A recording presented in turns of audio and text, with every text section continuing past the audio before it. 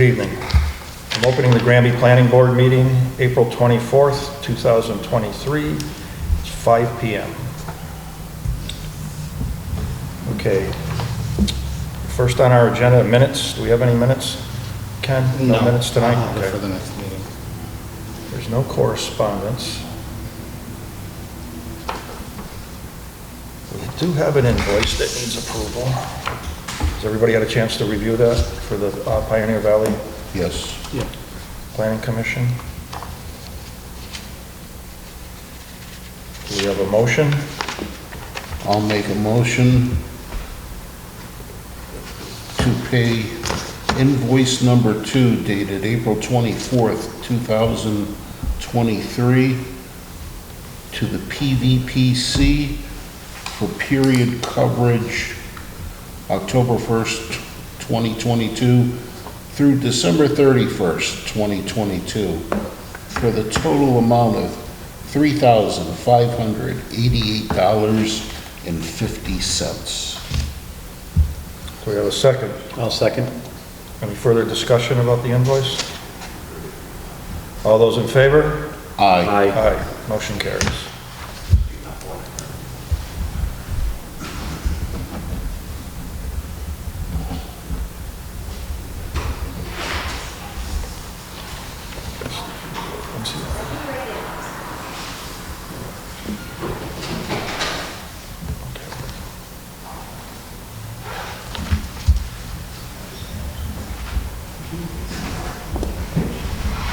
Leo, before you sit down, could you sign in on this sheet, please?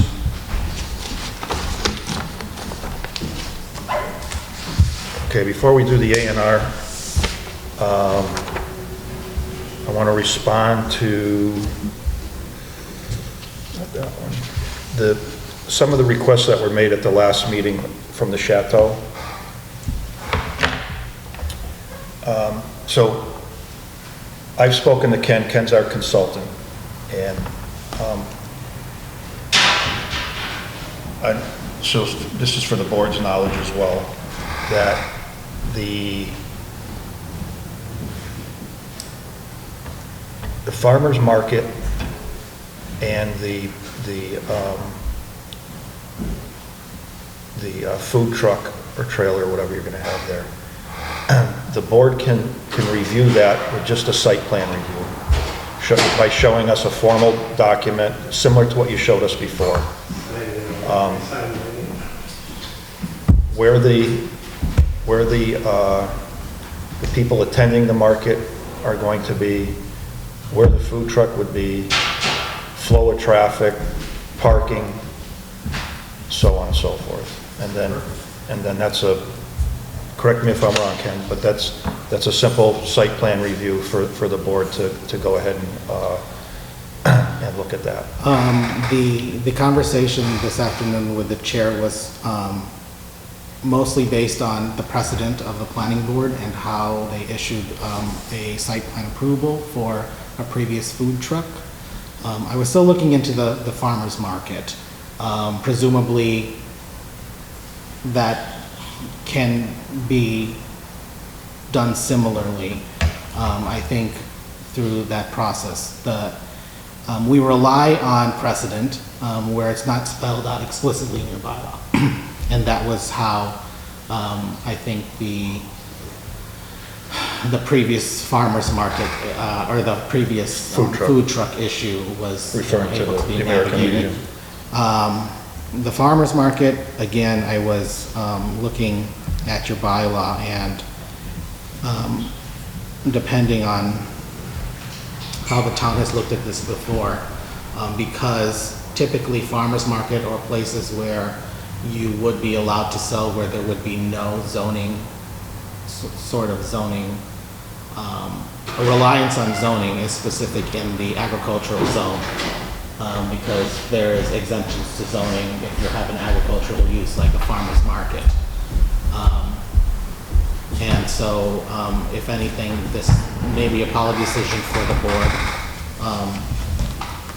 but I think if We're already in a business zone, Yeah. so we're not looking for special. Right. So it's a future discussion.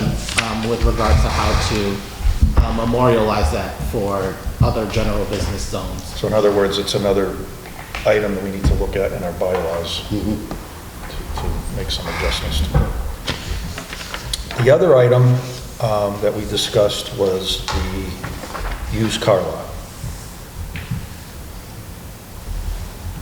Our bylaws require us to do it's allowed, but it requires a special permit. So the special permit process means basically the same thing, the site plan review, the abutters need to be notified, the hearing needs to be advertised. Other than that, it's basically the same process. So we need to take in public opinion on it, the neighbors, so on and so forth. So I'm not saying I'm not going to say it won't be allowed. I'm just saying we have to go through the process of advertising it, allowing the abutters to be notified, and then we sit down and we go over the site plan. Now, the site plan is one that's, just like you said from before, just one that we make up and bring in and... Correct. Okay. Correct. When do you want us to present and how do you want us to present that to you? So you'll have to go to, for that particular piece, you go down to the town hall. Yeah. They'll give you an application to fill out, and they'll walk you. Do we have something here for that? No, that was the other thing. So they'll tell you to go to the Board of Assessors. You get tell them what you're doing. They'll get you an abutters list. You bring that back to town hall, and they'll send out letters notifying them of a date and time that the hearing will take place, and then we'll advertise for it. So as far as notifying the abutters and advertising, that's done by us. Can I ask, is that two separate? Yes, because what they're requesting doesn't require a special permit.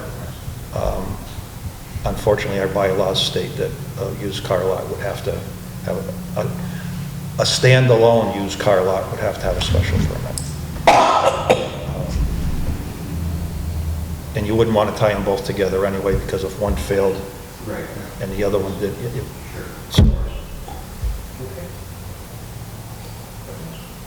it's Right, not... two separate entities as well. Yes, two separate. Pardon me? They need two, and he needs one, correct? He needs... So for the food truck is one permit? Or- No, one permit for the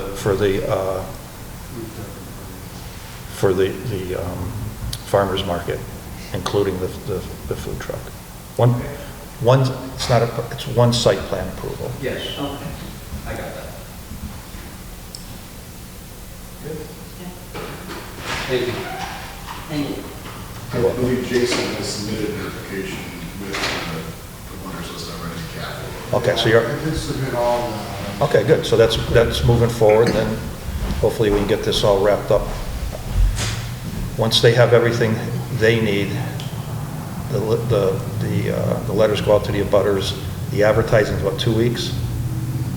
The requirement is 2 weeks before the scheduled public hearing, so presumably if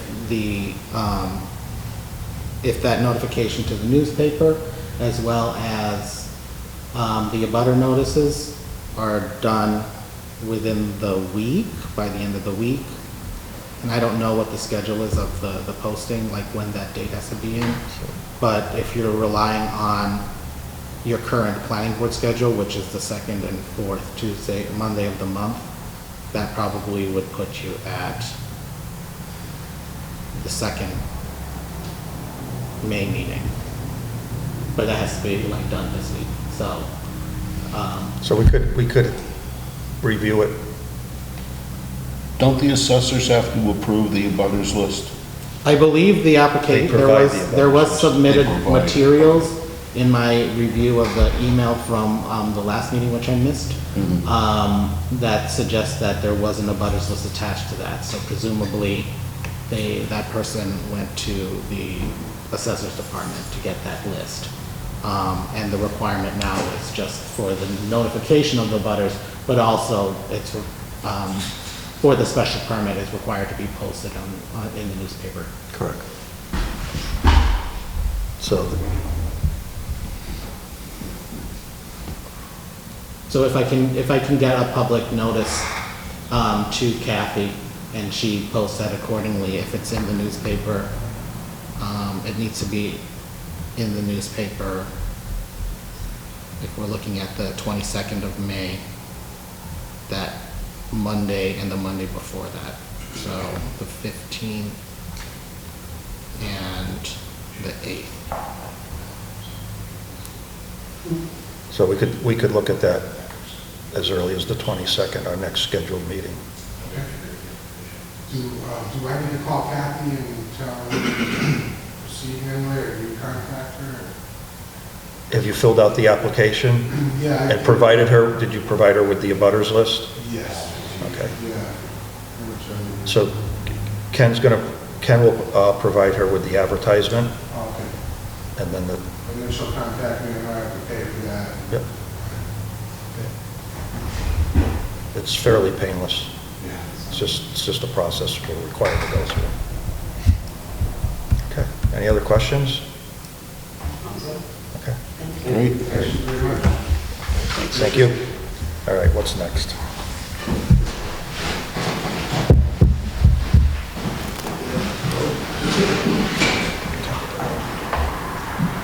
Let's do the A&R for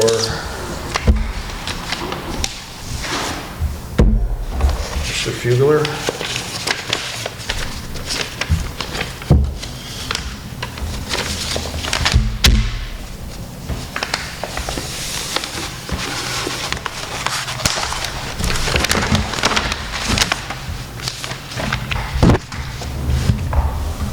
Leo, you want to come up and explain to us what you're doing here? Real quick.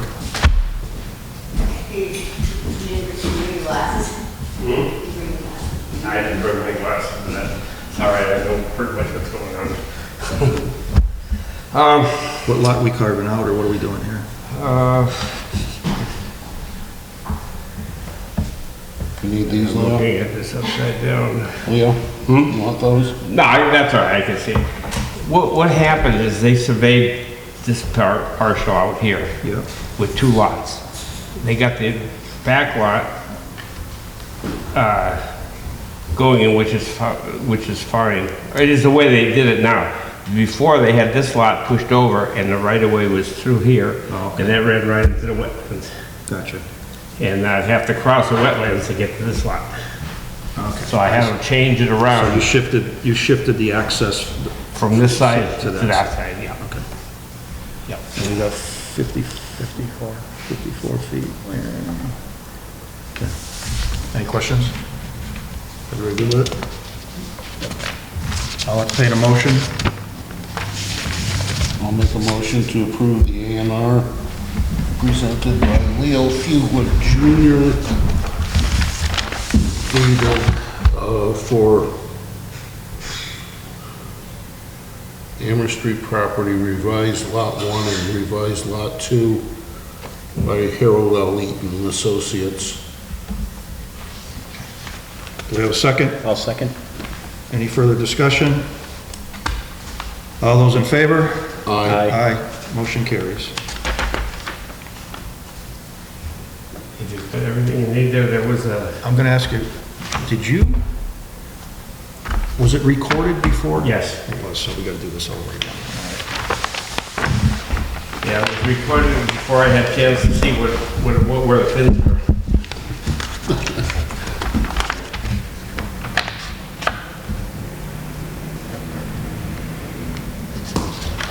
I thought they sent that tape too, but I think I got that.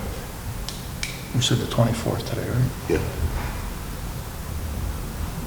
Oh, you mean the thumb drive? Yeah. Kathy might have it.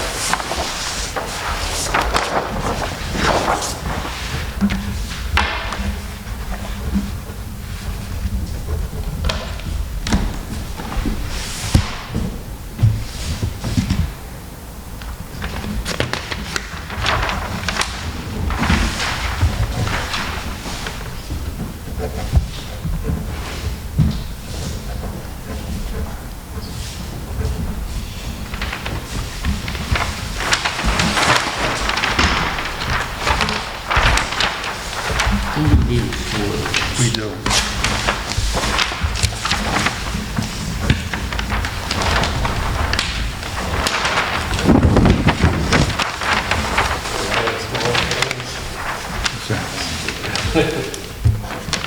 Not gonna worry about fourth.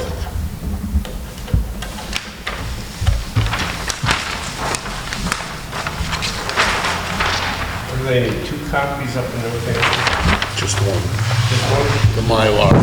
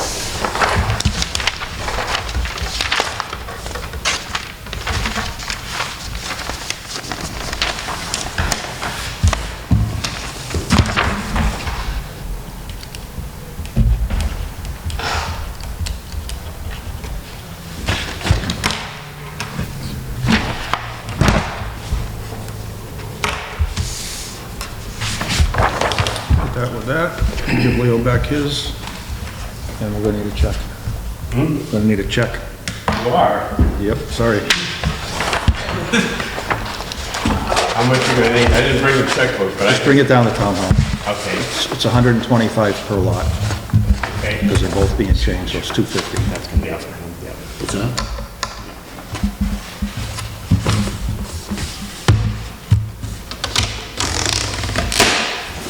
Who do I make it up, to you or the town of Granby? Town of Granby. I'm cash only. All right, I'll drop that off. Thanks. Okay, thank you. Yep, good luck. Yeah, thank you. Have a good one. Oh, yeah.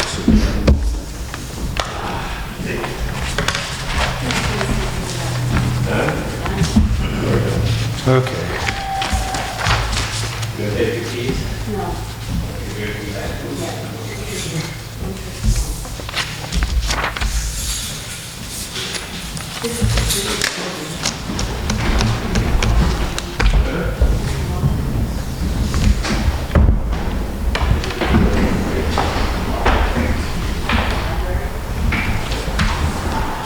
Okay, I want to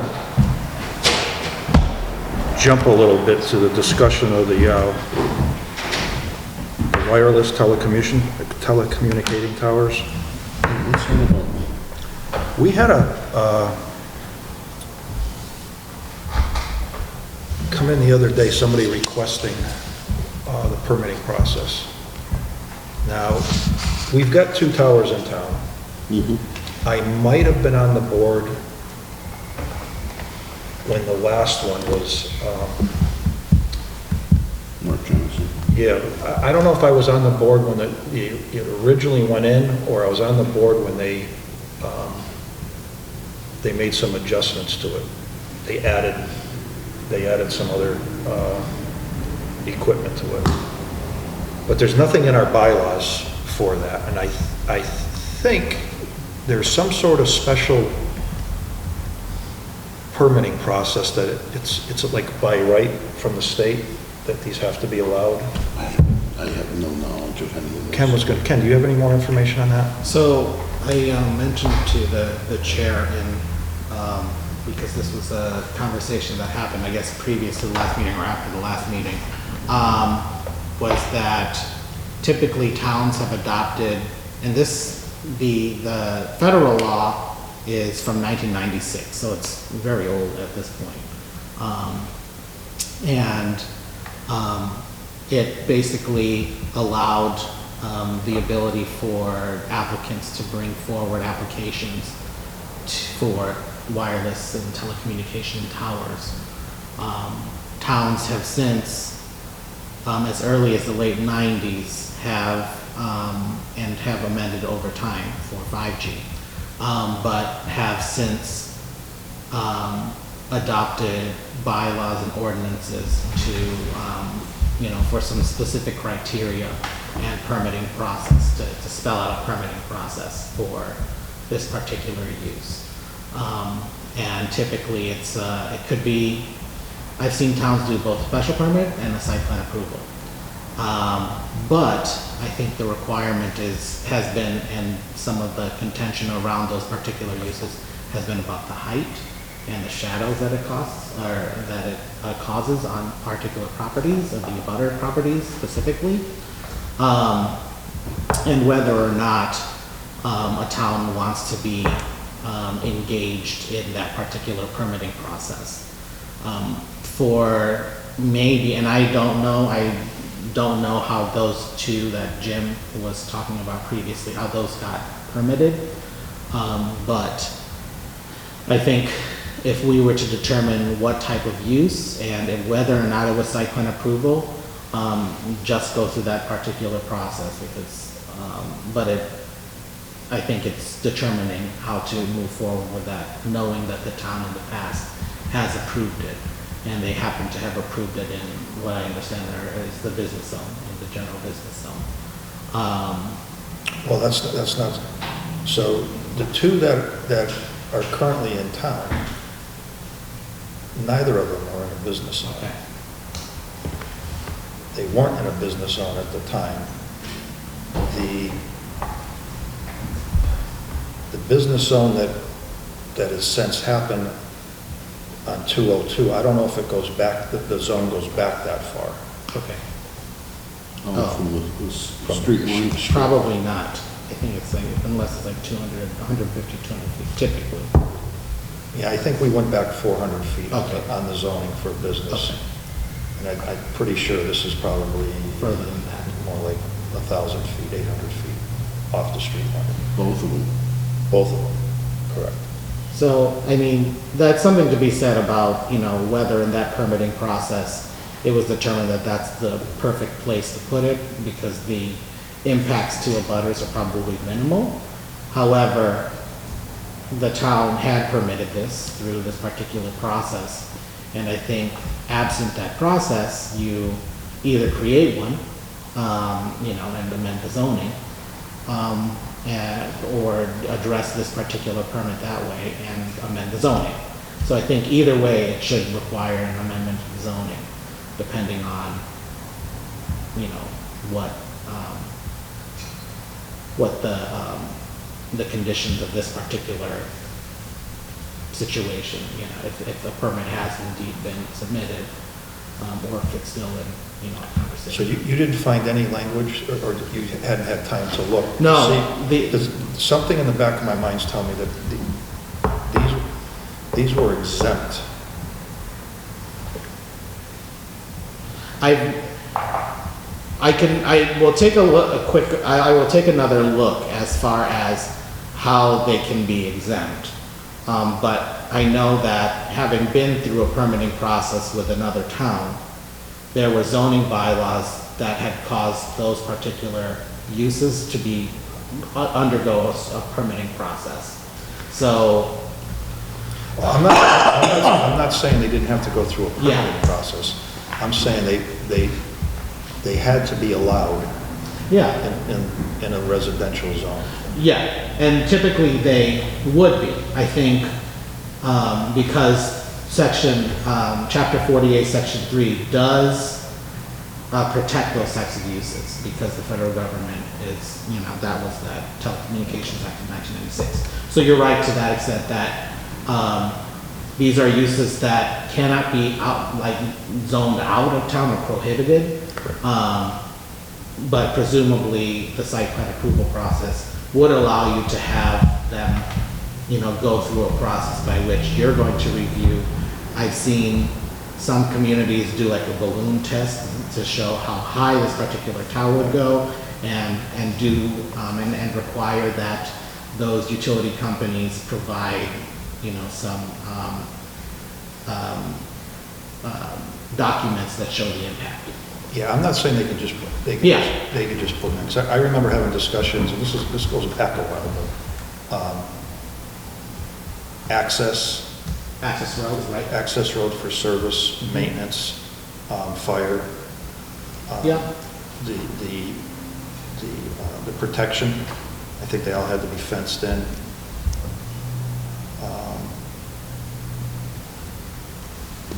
Yeah, typically those would be the case. And presumably those have those particular, things. It's just not as spelled out in your zoning bylaw. So, I think it may just be something that the board takes a look at, in a cleanup, allowing that type of use and creating some criteria, if the board wants to do that. I'm sorry. Go ahead. Because of our proximity to Westover, is there any other FAA? That's Things. another thing too. I know that in working with the town of Ludlow, there were specific uses that were prohibited because of that. So proximity is Correct. important And too.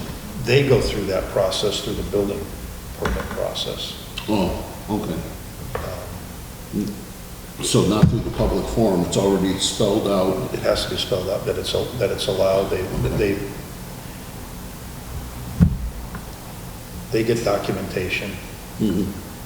from, in this case, Westover or from FAA. Yeah, presumably they would get those permissions based on, where they're planning to. They still have to file for a building permit, and that would be one of the things that would be required, that they would sign off from.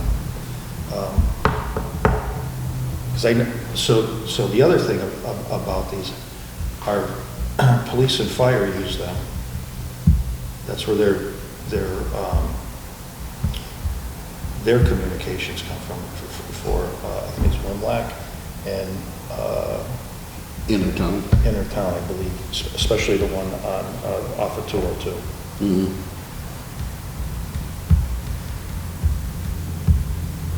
Yeah, I will say that having gone through this process, there are questions that usually come up there from abutters regarding, how it impacts the value of their land, how it impacts service, even though they may live, a couple hundred feet away from this. Will it affect their service? Will it, are there health concerns and safety concerns related to that? But that's the job of the developer to present that to them. The state has protected that use. So, They have done things because they found that some of them are an eyesore. Yep. So they've decorated them to look like, trees and that sort of thing. so yeah, adding landscaping, buffering to that extent, yeah.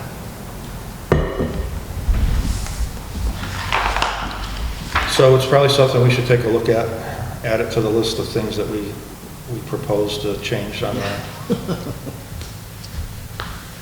bylaws. I'm surprised it hasn't been done.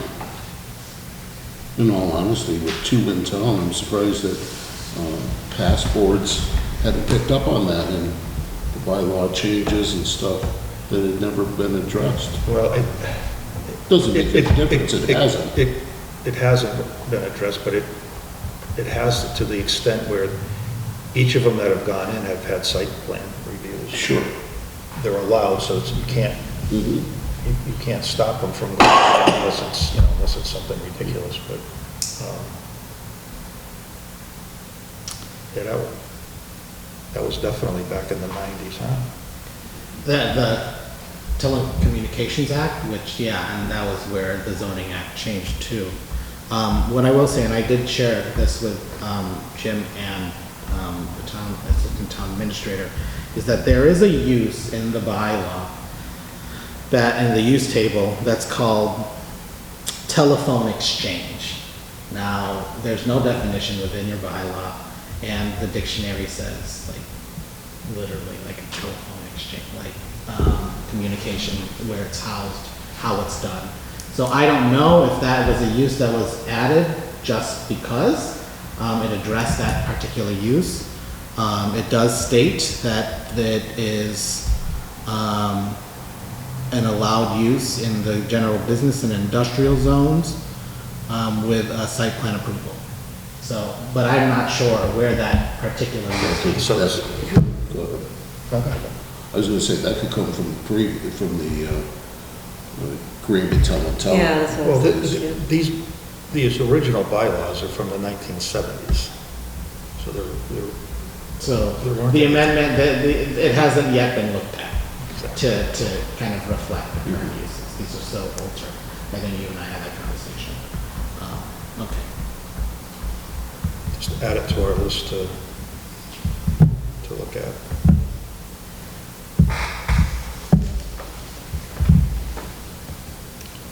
As well as, if we're done with that topic for now, so in other words, if somebody, before we move on, if somebody came to town and said they wanted to put a tower in, then basically we would hold a special permit. Site plan. Pardon me? You said that those were previously approved with a site plan? I don't know if they were approved with just a site. Yeah, I think we need to determine that. Because I think that the special permit, obviously, there's an ability for the planning board to deny. Deny it. Yeah, so, and I don't think we can. I don't think so either. So it's a matter of. So at the very least, we'd have to take a look at it and do a site plan review, and then do our homework on that piece of it too, to see what, Yeah, maybe I can come to Granby and go to the files wherever they live. Come out one day to see Well, where the files live. Kathy may have that on file. Okay. We'll take a look. I think if we can determine where they are, presumably they have a lot name or, like a map, parcel ID. If not, at least an address.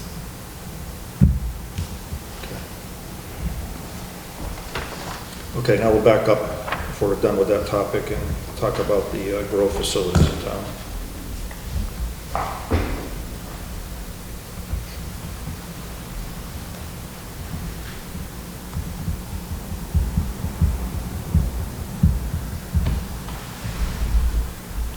So I think where we left off with that was, I provided the board, I don't know those resources, I don't know if, hopefully, maybe they still live in that envelope or that big file folder. But I provided the board two various resources. We have basically the receipts from previously adopted, host community agreements and what that meant as far as revenue to the town, and I provided examples of those. Additionally, the PVPC model bylaw, which shows how to create the criteria for the special permitting of a cannabis facility, and that included both a dispensary and a grow facility. Let me see if I probably have it. Maybe I can share it on the screen. What I sent to you.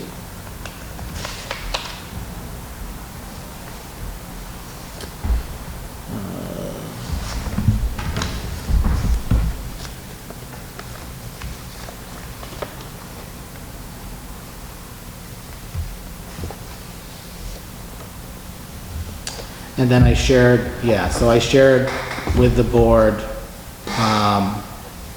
an amendment that was a recent zoning amendment by a town, by the town of Worthington that I worked on with the town, that spelled out some changes based on new Cannabis Control Commission regulations. Now, is anybody doing an open grow, field grow? They are. They are. So the bylaw that I sent to you shows, so they changed the buffering from 500 feet to 200 feet, 250 feet. And let me see. So outdoor cultivation shall mean a marijuana establishment that involves the cultivation of mature cannabis outdoors in the open air, not including cultivation for personal use or conducted by a licensed caregiver. And that is language that comes from state regulations. And shall be allowed in all areas where marijuana cultivation is allowed, provided that no fertilizers, compost, soils, materials, machinery, or equipment shall be stored within the required front, side, and rear setbacks. That typically comes from your underlying zoning district. The minimum setback from all property lines shall be 200 feet. So the facility, I guess, or where the grow facility is located, presumably there's some sort of also structure by which materials would be stored. Marijuana not grown inside a securable structure shall be enclosed with a minimum of 8-foot opaque perimeter security fence. So there is a security fence. Again, and I think the important thing here with relation to outdoor cultivation is that the security plan also has to get approved by the state.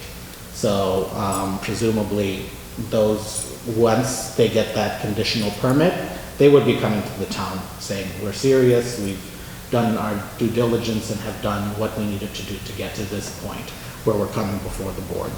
So the state's requiring an 8-foot perimeter fence, is that what you're saying? It meets whatever state requirement there is. I don't know. This is what the town of Worthington proposed in their Yeah, so, cultivation bylaw. yeah. So that was, this particular bylaw came from another town in Western Mass. I can't recall off the top of my head. But presumably it was done in response to another outdoor facility that had gotten an approval from the Cannabis Control Commission for whatever security plan they laid forward. And the 8-foot opaque perimeter fence is what the town, that other town, got approved by both the Attorney General's office, but at the same time approved at town meeting. So what you're saying is the state's minimum requirement would be an 8-foot Yeah. fence? And again, there's some fence requirements, about signage, unauthorized entry. The establishment shall not allow any person under 21 of age, 21 years of age to volunteer or work for the establishment. And then relying on the cannabis control regulation, it suggests that there is just compliance with the requirements of 935 CMR 500, which is the cannabis regulations, which regulates security and alarm requirements for marijuana establishments operating outdoors. So there are security and alarm requirements that are listed in the current set of cannabis control regulations. And it's a special permit, it requires a special permit, that the findings are, character of the neighborhood, and paying attention to that, proximity to other licensed marijuana uses to prevent clustering. I think, as I mentioned, because your bylaw is relegated to, I think it's like 4 sentences, like 4 separate clauses. Some towns have identified additional regulations by which you can't have certain cannabis facilities within a certain distance from each other. So like 250 feet or whatever, a mile. So they put in a condition that they had to have setbacks 250 feet? 200 feet from each property line. So a larger property, it's not spelled out per se, like what the minimum lot size is, but presumably if the town were to look at that, we just ensure that, is it prohibiting or is it not? But in Worthington, they have a lot of large parcels, so presumably they're able to, meet those. No different than the solar laws. Which I think 250 feet, if it you take a piece of property and you come in 250 feet, you've got nothing left. Some of the lots here in town, you're at the back of the property at that point. So why would they say 250 feet? Is there an odor? Is there a... that was, I think, what the abutters or whatever considerations that were happening in their lead up to this particular bylaw being what they presented to town meeting. It's great to allow something, but put so many conditions on it that it's It's impossible. You have so I think it's because it's related to they're unsure of the odor. There is a requirement for an odor plan, but at the same time, you're still outdoors, you're growing it outdoors, even though you're 200 feet, if it's not inside a building, maybe there's something to be said there. But I think, yeah, in my opinion, I think it is at least a minimum by which the town is looking at protecting abutters from outdoor growth. But there are farmers that really wanted outdoor grow, and it was silent in their bylaw, and they chose to address it. Because they did, they do allow for cannabis growing facility, but it wasn't clear initially. And now they're creating some standards. Okay.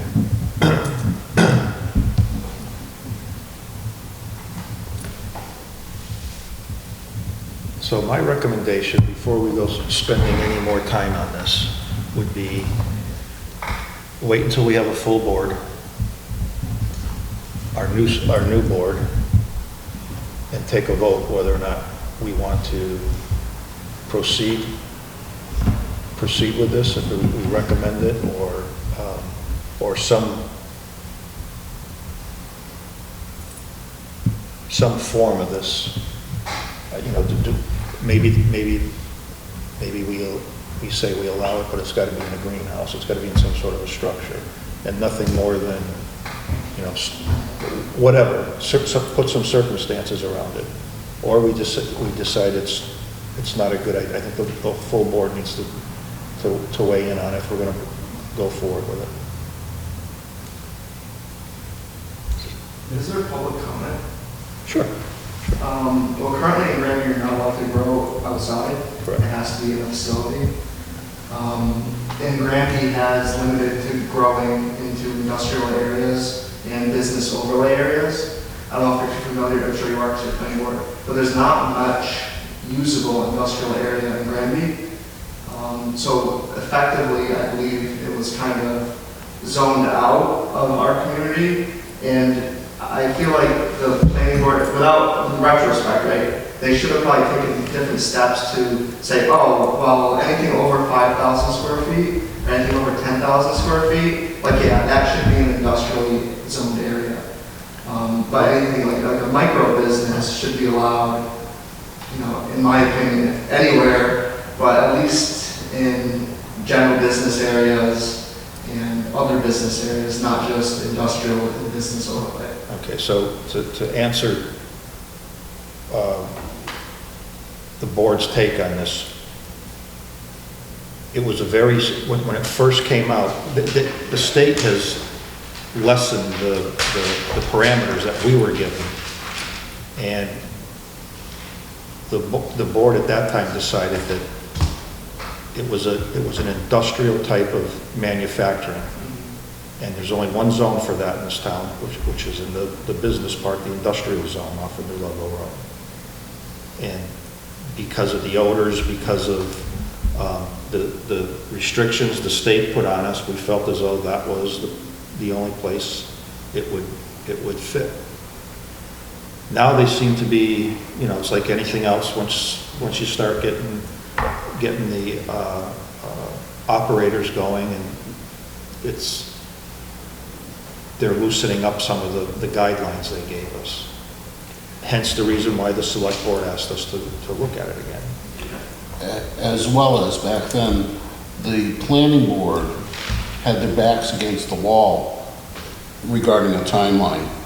The state gave us X amount of time to come up with a solution, if you will, remedy, or thought on what each individual community wanted to do. Or the state was just going to say what we were going to do. Isn't that correct? They get unregulated. There's communities like that exist today, like Savoy, Massachusetts doesn't have any regulations and bylaws. We had to bring this stuff forward rather quickly, and we had many meetings outside of our regularly scheduled meetings for that discussion alone.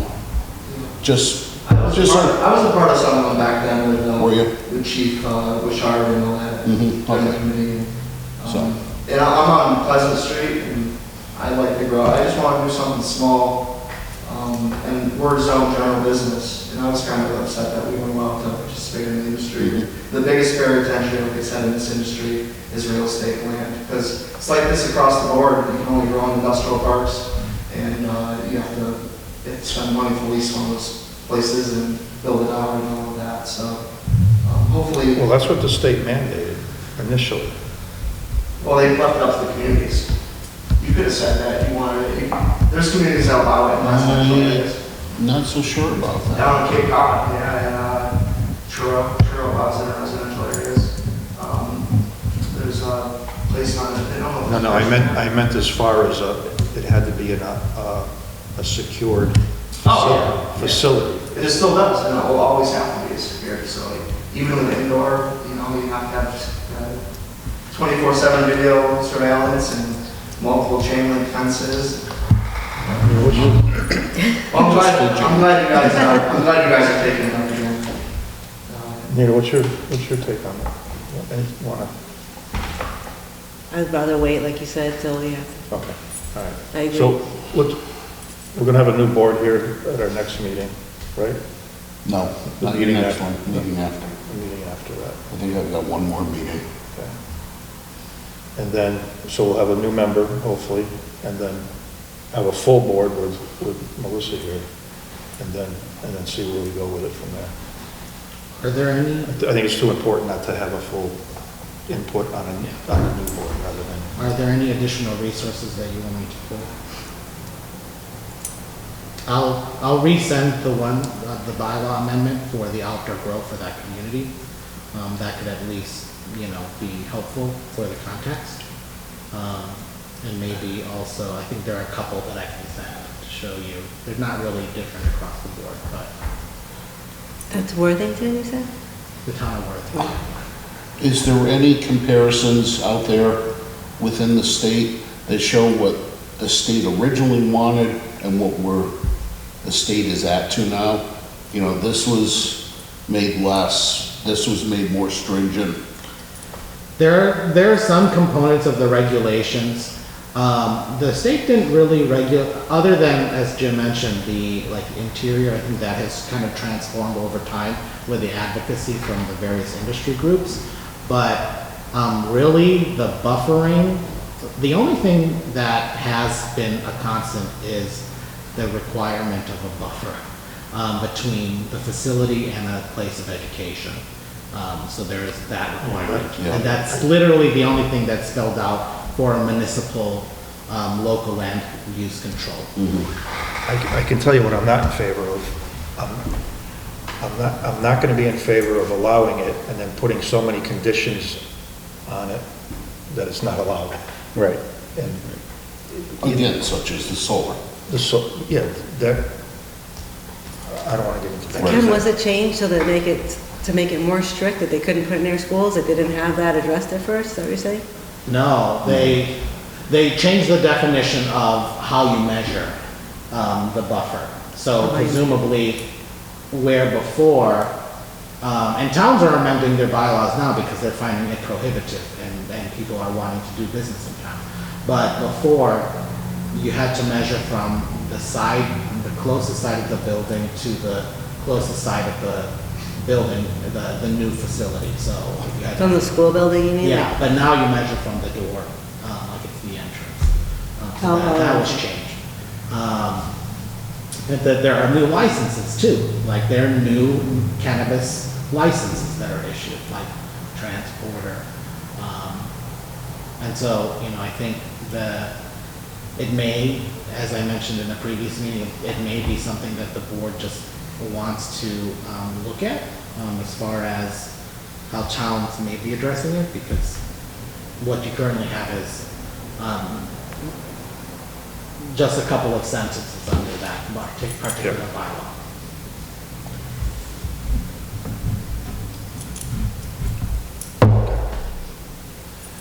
All right, so we're gonna table it until we have a new board, a new and full board. Anything else anybody wants to? I wanted, I will send the board, I think there was a conversation a couple of months ago with regards to battery energy storage systems as a single use, so just having a battery else, in town. I was working with the towns of Wilbraham, Belchertown, and Ware in coming up with some regulations with regards to standalone battery energy storage systems that's based on towns that didn't have those addressed at all. And there are there's permitting that's happening where there are denials based on councils suggesting that because it's not part of a solar development, that they're not allowed. So I think that's just a conversation with the board to have with regards to standalone batteries. Well, I think we've had that discussion, and I think we left it at the building department. Building code needs to get out in front of it before we can. Right? I believe you're correct, Jim. We said, how can we regulate something that we don't know what the building department's going to require? I believe you're correct, that is how it indeed we left it. So until that happens, the site plan is a moot, are they going to require suppression systems inside the building? Is it going to require access from, Yeah. Runoff, all that kind of thing? That's got to go through, the building department. I guess just a question for the board, because I haven't been part of any of your permits related to solar. Were there batteries included in those solar developments? Because I think maybe an argument can be made because if those had building department, blessings, for lack of a better term, then presumably those batteries can go through a similar process as a standalone use.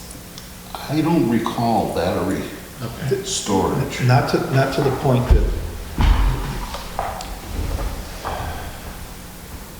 no, not to the point that they're looking to buy energy, store it, and then sell it,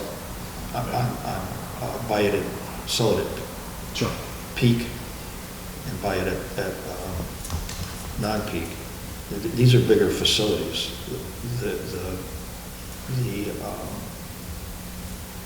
The solar does have some battery storage, but it's not for that purpose. It's not at that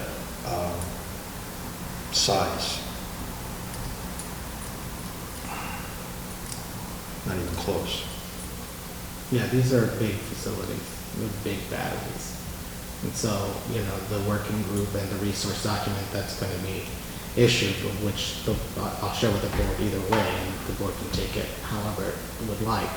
But, I think that there have been both improvements and ways for towns to be ready for, or understanding the possible impacts of having a battery, and what reviews by local town officials have kind of, ended up with, as far as what kind of comments and what impacts, if any, have happened.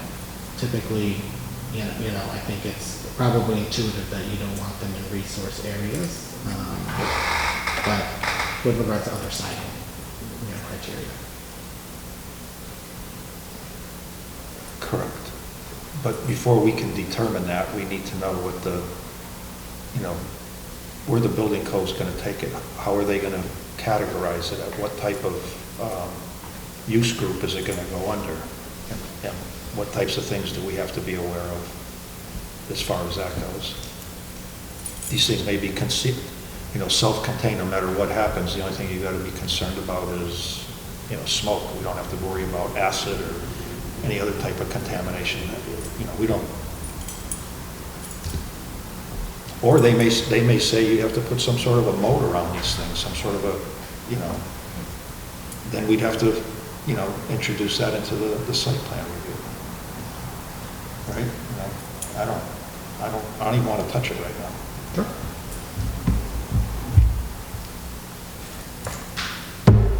Okay, anything else? I'll make a motion to adjourn. We have a second? I'll second. We have a second. Any further discussion? Other than Ken, you're gonna get an advertisement out to Kathy for the chateau? Yes. Okay. I'm gonna- Yeah, because that application does have all of the contact information, so we can build one from there. Okay. All those in favor? Aye. Aye. Okay, meeting adjourned.